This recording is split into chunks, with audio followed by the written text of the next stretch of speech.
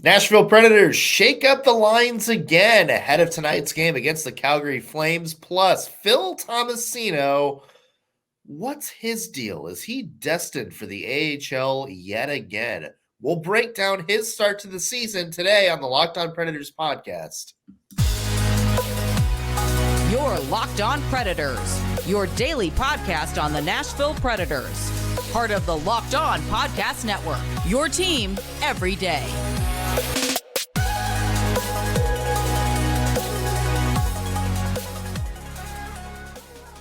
Welcome into another edition of the Locked On Predators podcast. Thanks for making us your first listen of the day. We are your free daily Nashville Predators podcast, part of the Locked On Podcast Network, your team every day. As always, want to start with a special hello to our loyal Locked On Pred heads out there, the everydayers who tune into every single show. We love you guys. We appreciate the support you give us week in and week out. I'm Nick Morgan. I'm a writer at Penalty Bucks Radio. I have a partner in crime. You do. I'm Ann Kibble. I'm a writer at The Hockey News. Today's episode is also brought to you by FanDuel. Make every moment more. Right now, new customers get $150 in bonus bets with any winning $5 moneyline bet.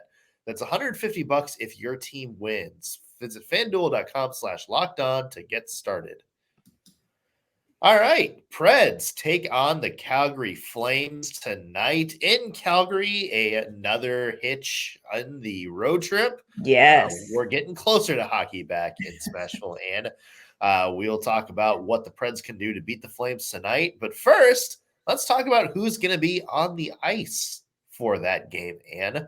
The Nashville Predators, according to Max Hers from 102.5 The Game, the Preds are doing some small tweaks to line combinations ahead of their game against Calgary.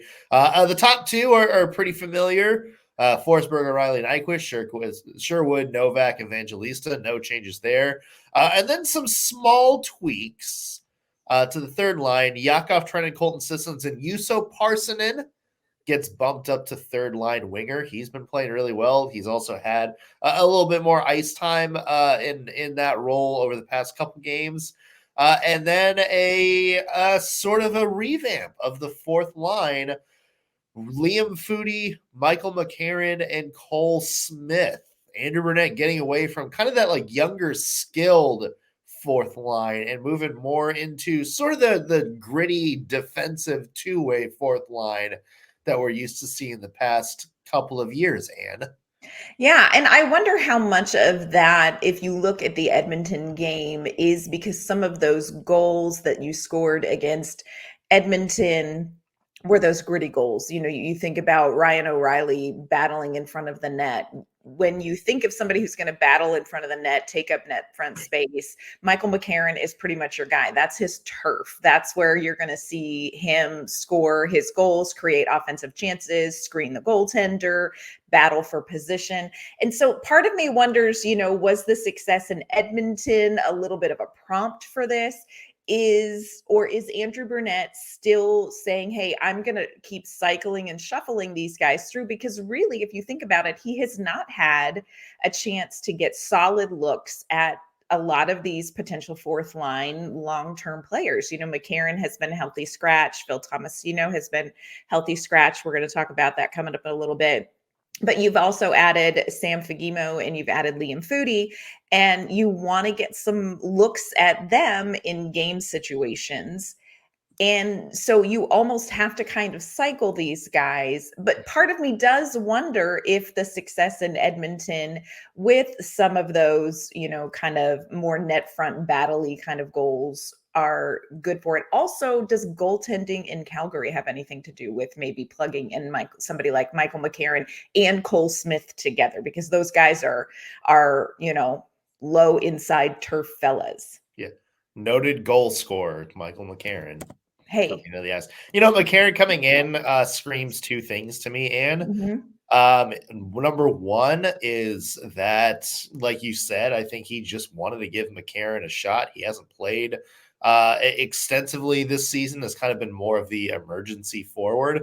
Mhm. And number two, but the second thing is, boy, is Andrew Brunette prioritizing finding a way to fix this penalty kill.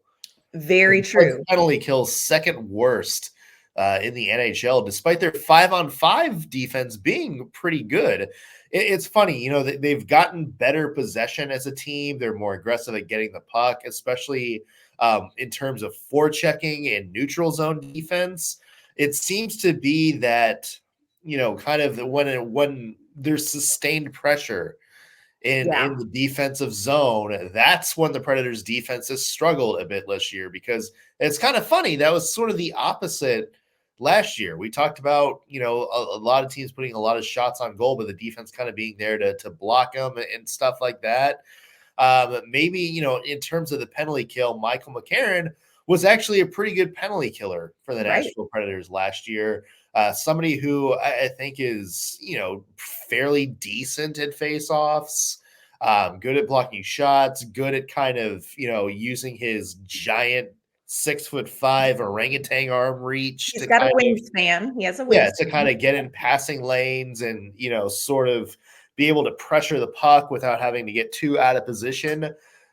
That's if he comes into the lineup, he is a piece of the Predators can use on the penalty kill. And I'm wondering if that is sort of the precipice for him coming in. We don't have anything. Andrew Brunette hasn't come around and said it's like, he's here to fix the penalty kill. But I would. That's what came to mind, is that if Andrew Brunette really wants another decent piece to try to get this penalty kill in order, McCarron would be that guy. Yeah. And you also look at the fact that Max Hurst reported that Ryan Patrick did not skate yesterday. So if you're looking at the penalty kill and you take out Ryan McDonagh, you need to add a piece to that penalty kill. So you're going to want some Michael McCarron in there as well. So I think, people, you say what you want about Michael McCarron, and, even he kind of jokes and says, I'm not the guy that's going to dangle at the blue line and make the breakaway, which one day he will, and it will be amazing. But that's not his style. But when you can bring something to the penalty kill, especially when you don't have Ryan McDonagh, who is one of the best penalty killers, it makes sense that McCarron would slot in for Andrew Brunette. But I think there's something to it offensively. I think there's something to it a little bit defensively. I do think you're probably onto something with the penalty kill. Yeah. Yeah. The third line, which I guess could kind of be your 2B if you're looking at it. Trennan and Sissons, they get Cole Smith. Or no, I'm sorry, they get Juuso Parssinen. Cole Smith was on that line the past few games, and now Juuso Parssinen jumps in. This seems like a way to maybe add a little bit more skill to that punch. Colton Sissons has been playing really well. Gosh, yes. Has added, a decent chunk of scoring this year for the Nashville Predators.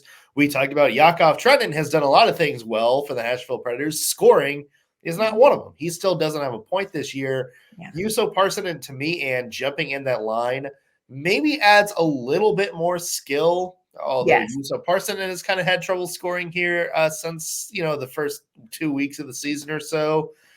That seems to be maybe to get some extra scoring punch out of that bunch. Yeah, I would agree with that. I think if you're bringing Juuso Parssinen in with somebody like Colton Sissons may be somebody, especially the way that he's playing right now, who can jumpstart something for his line mates. Bless Yakov Trenin. And I do want to point out, Yakov Trenin is doing so many things right. Statistically, Yakov is killing it, y'all. He's just not scoring the goals yet. But I do like this because, you had Parssinen on the top line with Ryan O'Reilly and Philip Forsberg. Maybe he's not quite ready to be back there playing against other top lines. But put him with Colton Sissons and let's see what he can do. Because like you said, this is a skilled player, but he also has like the physicality. You're not sacrificing a lot of physicality when you take out Cole Smith. And I think Cole Smith is the guy that just goes with everything. Cole Smith is the little black dress in the closet, goes with everything. Every occasion, you can wear it with pearls, you can wear it with a sweatshirt over your shoulders and sneakers. That's Cole Smith. Yeah, absolutely. The other side of this is that there's a couple of players coming out of the lineup. Yeah. If the practice lines are what we wind up seeing in the game, let's put that up. Yeah. One of them appears to be Phil Tomasino again. Somebody who has not had a good start to the season. Is he someone destined for some time in the AHL? That is a debate that we're about to tackle in just 1 second. First, though, I want to mention today's episode brought to you by FanDuel. Score early this NFL season with FanDuel, America's #1 sportsbook. And that's because right now, new customers get $150 in bonus bets with any winning $5 money line bet. Again, that's $150 if your team wins. The Preds take on the Calgary Flames tonight. I don't know why, but FanDuel has the Flames listed as the favorite. So if you want to win on a money line bet, I would maybe advise putting some money on the Nashville Predators because the Flames have not been good. Another decent bet, Ann, is Tommy Novak, plus 320 for anytime goal scorer. That's a pickup too if you're looking to score. The cool thing about FanDuel is that there are so many bets that you can do. You can bet them on the spreads for the game. Right now, the Preds Flames, 1.5 goals.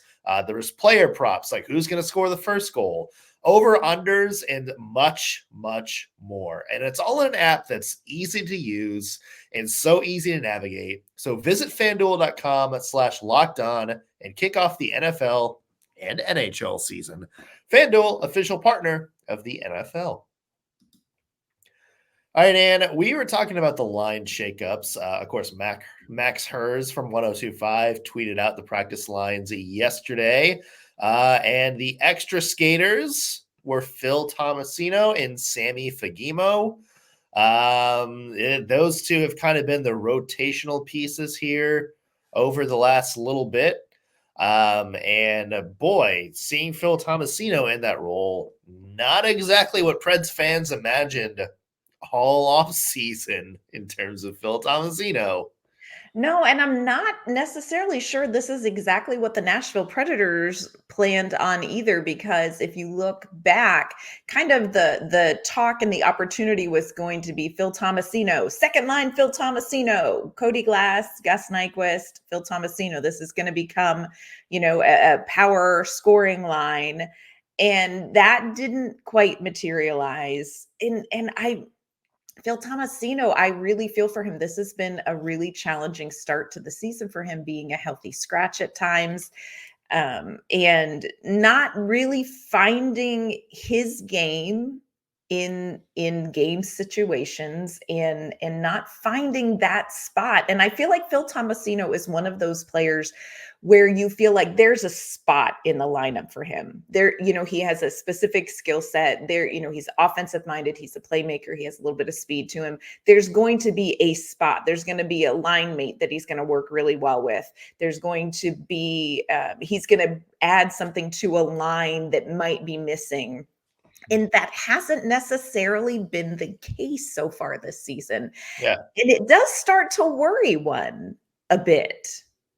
Yeah. What are they gonna what are we gonna do with Phil Tomasino, y'all? What are we doing with Phil Tomasino? Well, you mentioned it's, the Preds need to find a space for him where he can utilize his offense more, where he can, kind of be that offensive playmaker. The thing is, Andrew Brunette this season, it's not like, John Hines last year where he played like one game and then it's like, okay, like you're done.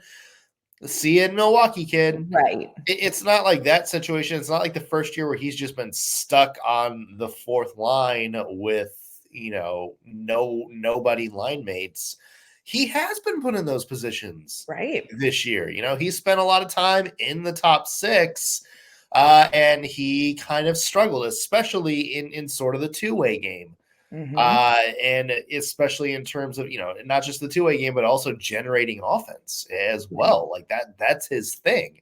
He hits a healthy scratch. He comes back. He's on the fourth line, but he's on there with Juuso Parssinen. Sometimes he was, out there with Liam Foudy as well. A lot of people looked at that and were like, "Ooh, that's a fun fourth line. Like this is somebody that's got a lot of speed, a lot of energy." And he struggled mightily there as well. So this is somebody, and it's weird because with good AHL players or young prospects, you can be like, okay, like the skill sets are there. All the tools are there. If for some reason it's just not translating to the NHL level. With Tomasino, what's confusing is his skills were translating right at the NHL just a few years ago. When he was playing 10, 11 minutes a night on the Preds fourth line next to, worse line mates than Juuso Parssinen and Liam Foudy. Yeah. He was, contributing like 31 points his rookie year, came into the league last year at the end and played pretty well down the stretch after being relegated to start the season. So it's, you would have to call it just a cold snap for Tomasino this year, but it's confusing because the skill sets are clearly there. Yes. It's clearly there. Like he's clearly got what it takes to play at the NHL level because we've seen him do it before. Right. It's just whatever reason he's not able to harness that this season in an environment that is kind of tailor-made for somebody like him to hit the ground running. Well, and we asked Andrew Brunette after Phil Tomasino had been a healthy scratch for a couple of games in a row and said, like, hey, what do you need to see from Phil Tomasino to kind of work him back in the lineup in that? And Andrew Brunette was extremely complimentary. He's like, look, I see his offensive skill set. I know what he can do. I believe that he's got these abilities, but it's the 200-foot game. And the other thing that he mentioned was the pace of play. And the Nashville Predators are playing a very different speed and style of game. You would think that would fit well with Tomasino because he is a faster skater. Right. He even said in training camp, I lost weight to be faster, which stressed me out. But, this is somebody who that's a part of that offensive skill set. But Andrew Brunette went on to say, look, we are asking a lot of our forwards to play at the pace that we're playing and to keep track of the puck. And he really wanted to see Tomasino get more accustomed to playing at the pace. And it's one of those things where you almost have to be in the game situation to get used to playing at that pace because, and I will say the practices are very high energy. Like Andrew Brunette, they are skating and they are practicing fast, but you really have to be in the game situation to get used to that pace of play. It's a little bit different. And so I see Brunette wanting to get him in and get him used to that. But the flip side is, and this is one of my questions about Phil Tomasino, because we talked about with Michael McCarron, could it be that McCarron is back in the lineup because of the penalty kill? If you look at the power play, which is something that Phil Tomasino had been a part of before, there's really not a spot for him on either of the power play units right now. And so I wonder how much of Sam Fagemo, that's kind of a spot for him. That's somewhere where, they put him and he had his one goal on the power play, but they don't necessarily have a need for Tomasino on the power play right now. And I wonder if maybe that's working against him. Yeah. I mean, could be like Tomasino's more of like the playmaker, like distributor, than the finisher. And the Preds, have those type of guys. All right. Like Evangelista is kind of that guy. Ryan O'Reilly is definitely that guy. Even Gustav Nyquist to an extent. Yeah. Is that player. So, Tomasino's going up against them, but the skills it should translate, Anne. Yes. Like it should translate. And what's concerning is, because we talk about pace and speed and all that, like he's a fast guy. He's, quickness. That's what won him over. It's just sort of, I think the pace of the NHL game getting to him and the style the Preds want to play, that's a little bit concerning. And I mean, is he going to be the guy that looked good because he was, operating at 85% and the rest of the Preds were going at 70% because that was John Hynes' system. Now that everybody is going 100%, is he going to be able to make up that extra 15%? Yeah, I think that's a valid question. I do. And you also have to weigh in, I wonder about just confidence in the mental aspect of the game, because let's face it, Tomasino's trajectory the last couple of seasons has been very up and down. So you wonder, as a young player, is he still feeling good? I mean, obviously he's confident in his game, he's confident in his skill set, but how does this in and out of the lineup sort of affect momentum for him, and just to make sure that that aspect of his game is still okay? Because when he does get in the lineup, when he does get to a point where he is hopefully playing the way Andrew Brunette wants to see him play, you want to have him playing that way with confidence. So I think there's a lot to keep your eye on with Phil Tomasino. Do you think he's going to end up in Milwaukee?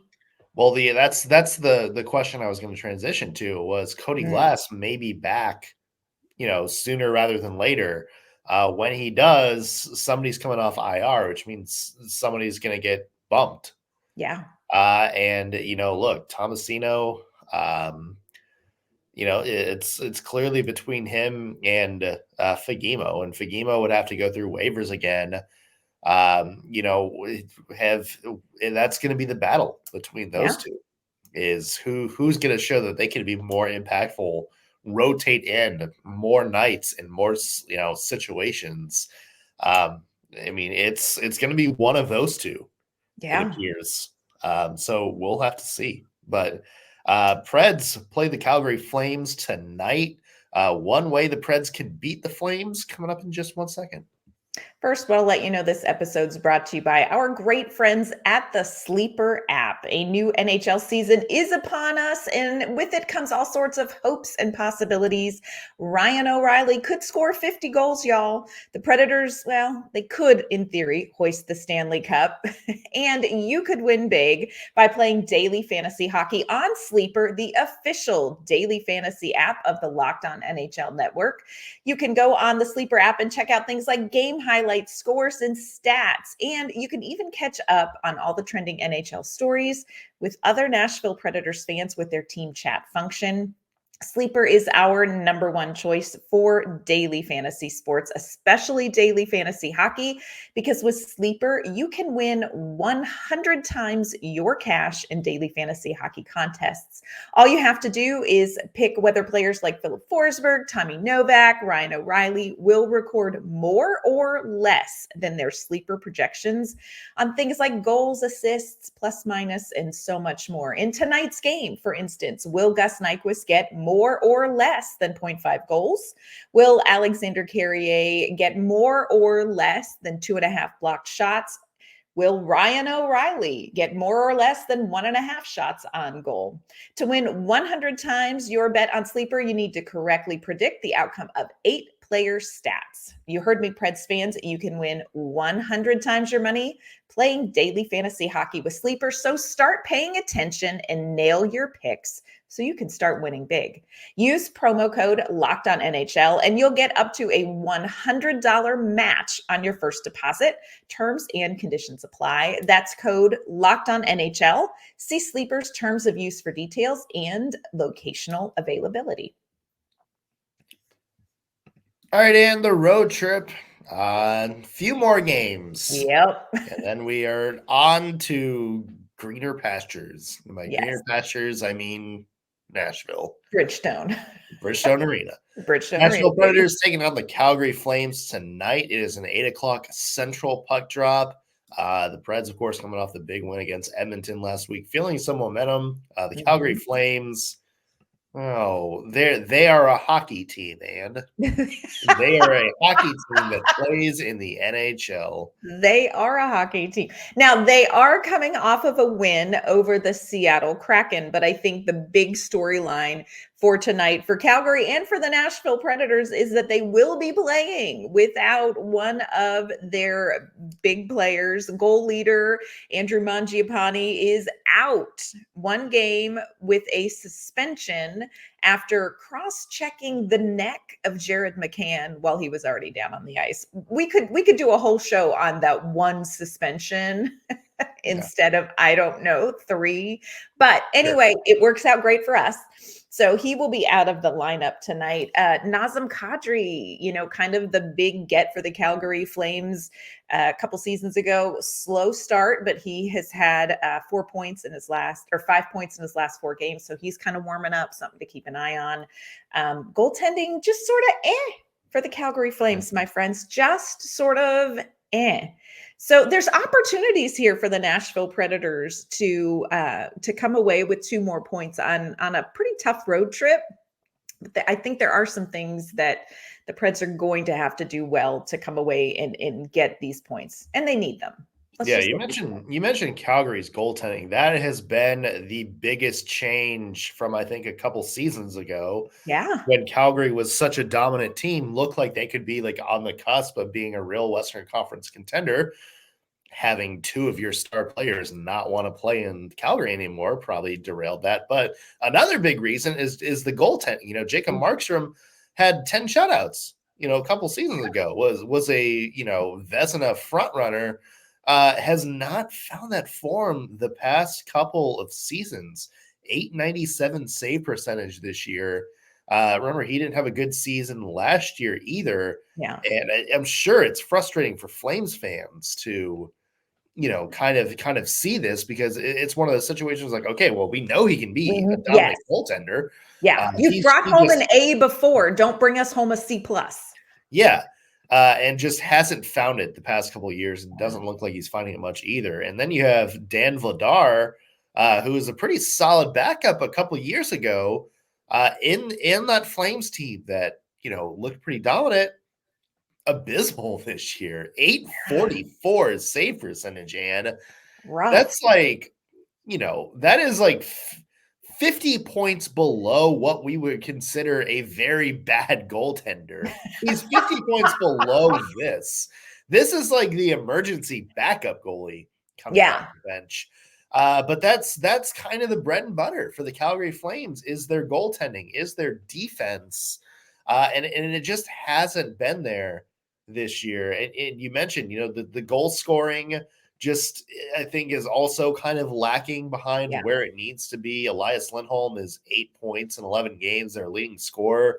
That's not going to be high enough to compete with, some of the high-powered Western Conference teams. So, there's just not a lot of redeeming qualities about this Flames team right now. It is a tough start to the season for Calgary, and it's got to be discouraging. I'm with you. It's like, this is a team that's got pieces that can do it. They just have not put it together yet. So this is a great opportunity for the Nashville Predators. I think there's a couple things that the Predators need to do. And talking about goaltending, I think the first thing is the Predators just put shots on goal. Make it rain pucks on their goaltender, whoever it is. Dan Vladar got the start in the game against Seattle that they did win. They're coming off of one of their 3 wins. So I don't know whether we'll see him, whether we'll see Markstrom, but I think the Nashville Predators just pepper the net with goals. We talked about Michael McCarron being net front. Get the greasy goals. Like, they're giving up rebounds, just get the rebounds and put them back in. So I think just a lot of offensive pressure. Stop skating around looking for the perfect shot. We just put pucks on net and clean up what doesn't go in the first time. So I think that's going to be huge for the Nashville Predators. Just pressure the goaltenders. Yeah. And I will point out the one strong part of Calgary's game is their penalty kill. Yep. It's about 90%. So for the Nashville Predators, it is a decent test. If you can get some time at 5-on-4 on the man advantage to maybe test to see how good your power play is, because Calgary, that's like the one redeeming aspect of their game, is they're pretty good defending the man advantage. So the Nashville Predators, this is going to be a good test for them too, especially that top line of O'Reilly and Philip Forsberg and Tommy Novak, to get some sustained pressure on the penalty kill and kind of test where you are against, a pretty good penalty killing team. Yeah, definitely a great measuring stick game for something like the power play. Their power play, Calgary's power play, not super cooking here. So, it makes me feel a little bit better. Like we said, not 100% sure that Ryan McDonagh is going to be back in the lineup for, the defense and on the penalty kill. And I think the defense really is going to have to play, as well as they did in Edmonton, when you don't have, Ryan McDonough. I thought Mark Delgaiso, of course, we talked about it, came in and played really well. Yeah. Need solid defense. I think if Saros gets the start in net, it'll be great to just kind of have a good, solid defensive performance in front of him. This is a game the Nashville Predators can win, but this is a game they're going to have to execute as well as they did in some of the games that they didn't get the wins in. Like, this is one of those games where play well, but also get the 2 points. This would be great. And again, like, this is, against a bad Calgary team. Predators are coming off a big win against Edmonton.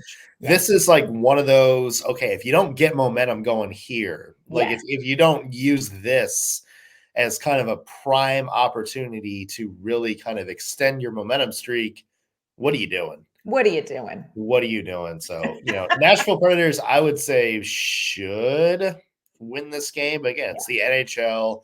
Anything can happen on a given night, and it's going to be up to the Preds to execute. So on tomorrow's show, we'll have our one word and any interesting things that happened during the game. And where can people find your work? You can find my work online at InsideThePreds.com. You can find me on Twitter, X, whatever, at AnnK_Mama on Ice. You can find me at penaltyboxradio.com. Find me on X at _NSMorgan. Follow the podcast on X at LO_Predators. And follow us on social media. Just search Locked On Predators on Instagram or Facebook to find us. And be sure to subscribe to our podcast, no matter how you're listening, whether you're streaming us on your favorite platform or watching us on YouTube. Those subscribes really help us. That's going to do it for us on today's Locked On Predators podcast. Thanks for making us your first listen of the day. Back tomorrow with Flames Preds recap. We'll see you then.